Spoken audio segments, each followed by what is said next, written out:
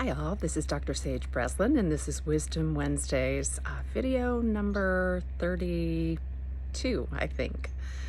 I am so excited to be videotaping today, and it's very rare for me because I am an introvert and I've had to really push myself to put myself on camera every week and to share everything about this journey through my cancer process and my treatment.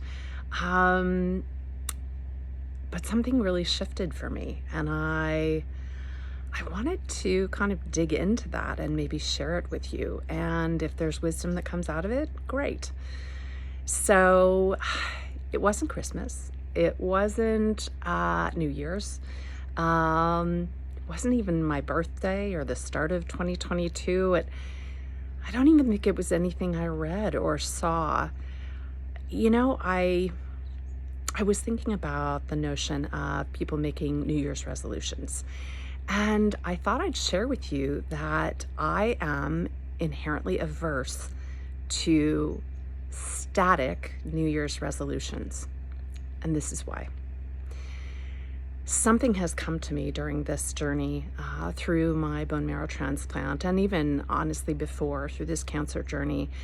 And what it was is this. It reminded me of something from one of Don Miguel Ruiz's 4 agreements. And it's the 4th agreement that says, always do your best. And there's a caveat that many people don't remember, and that is, always do your best and know that the bar changes. If you wake up with a stomach flu, your best is getting to the toilet. If you wake up from the most restful sleep ever, you're going to go run that marathon and maybe sign up for the second one. And your best is a reflection of where you are in the day. And so for me, the notion of New Year's resolutions, it doesn't take into account for how you feel when you wake up every morning. How do you hold yourself to a standard that is really not relevant on that day? And so, if the New Year's resolution is to check in with yourself every single day, that would be a good resolution in my book. So for me, it wasn't New Year's Eve. It wasn't New Year's Day. It wasn't setting a resolution. It might have occurred on and around my birthday, which was the 2nd, which thank you, so many of you who wished me happy birthday, where I just leaned into the sweetness of the day. This was my first birthday without my mom, and I missed her terribly. And I missed hearing from my dad and my brother, and I didn't let any of that sink my ship. I leaned into the boys asking me, what do I want? And as they were available, each of them did something with me. 2 of them took me for a walk by my office, which is near the beach. And while I could really only walk with them, supported for about 3 blocks, it was 3 blocks, and it was 3 blocks with my boys and chatting. And then 2 of the boys took me and the dog to the dog park, which didn't require a lot, but it was about 3 blocks of walking. And it was just so sweet. And then that night, my friend Jennifer cooked us a beautiful dinner. And I found myself just going to sleep with a huge smile on my face and thinking, this was a good day. This was a good day. I still may not be able to feel my feet, my toes. I still may not have the balance. I still may not quite feel like myself, but this was a good day. And when I woke up on Monday, sometimes I wake up so exhausted, I think I should just go back to bed. And I'm learning to say yes to my body and remembering, I am still trying to grow a new body. If I need more sleep, I need more sleep. That's what the medical leave is for. And I'm learning that through all of you reminding me of that, and everybody in my circle reminding they're here to help. I've never experienced that in my whole life, and I'm still learning every day to say yes and to accept help. And I'm finally hearing this thing. Here's my guilty pleasure. I have been just turned off.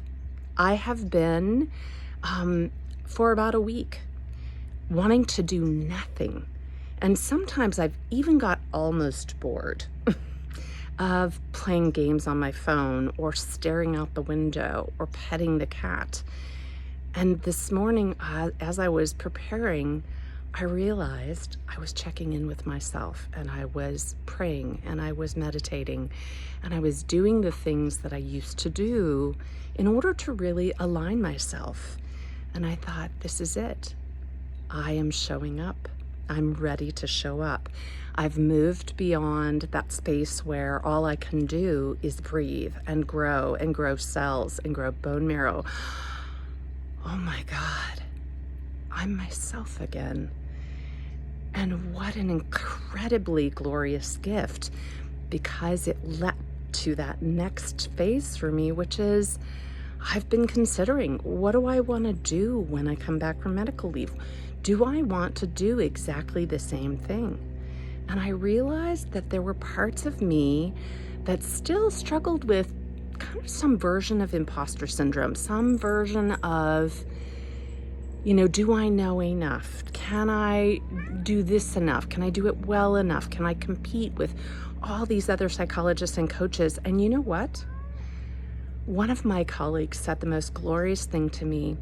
She was responding to something on one of her own posts, and she said, you people just need to embrace Sage Breslin's breakthrough work. Your life will never be the same.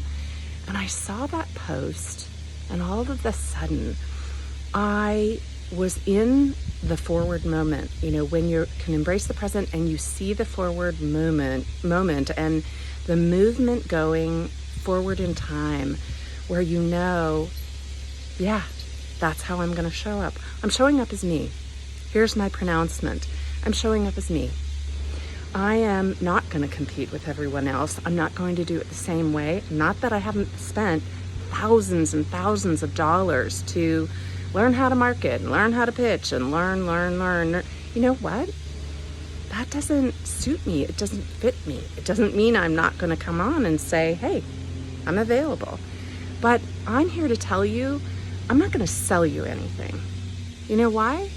If you want something, if you want to invest in yourself, come to me. I'm going to be starting to book clients in February again, and I only want to work with the warriors in my life. I only want to work with people who are come hell or high water people. I want to work with you people because you know what it takes to dig in and dig through and show up as yourself. And the only reason you might be looking to invest in yourself and to work with me is because you know that there's something more, something that exists beyond where your flashlight shines, something that exists perhaps where my flashlight shines. And I am so ready to dive into that journey with you. I have just been to hell and back. I've learned how good that flashlight is that I use is divinely connected. I won't lie. It's not something I made up. It's not something that I figured out on my own. I just learned to plug in well enough so that I can really beam that light forward. And that's what I'm going to do from now on. I'm just going to be present. If you want to come to me, if you're ready to invest in yourself, I'm here for you. Many of you know my intuitive nature and how I was born and the things that I've done to learn how to utilize that for you. I'm happy to share those stories week by week. And for those of you who have experienced it, I'll encourage you to comment if you want to, and to confirm or deny that it's been useful. And I'm going to protect each one of your right to continue growing and evolving. And if you need my assistance, I'm here. So that is what I've discovered through this journey. Here's my wisdom. Don't set yourself, a resolution that you can't live up to. Remember, the resolution you set is an intention, and it's an intention you set every single day when you get up and you begin your day. This is Wisdom Wednesdays. I'm Dr. Sage Breslin. Thank you so much for being part of my tribe and for following my journey.